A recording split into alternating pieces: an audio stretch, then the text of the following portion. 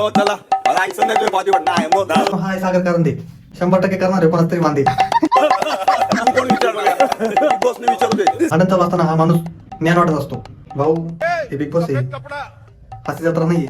बाकी सगळे लोक फाईट करतात आणि हा माणूस लेक्चर देत राहतो आणि समोरचा कन्फ्युज होतो भांडायचंय की मिरवणूक काढायची. हिला तर सगळे जण ओळखत असतील तरी पण जे ओळखत नाही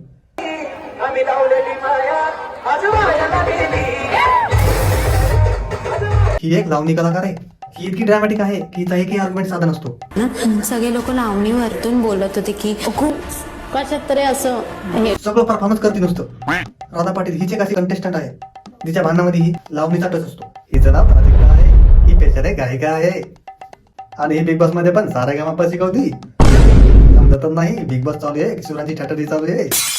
डान्स रिअल बघायला गेला तर ते सगळं वेगळं आहे. पण त्याला आता बघ ना काय घेऊन आणलं, कुठे आलाय फोक डान्स. तो स्टेजवर जो करतो त्याला चिप करून टाक. आहे दीपाली ताई राजकारणाचा अनुभव असल्यामुळे घरात पण माइंड गेम खेळतात, भांडणं कमी करतात, प्लॅनिंग जास्त करतात.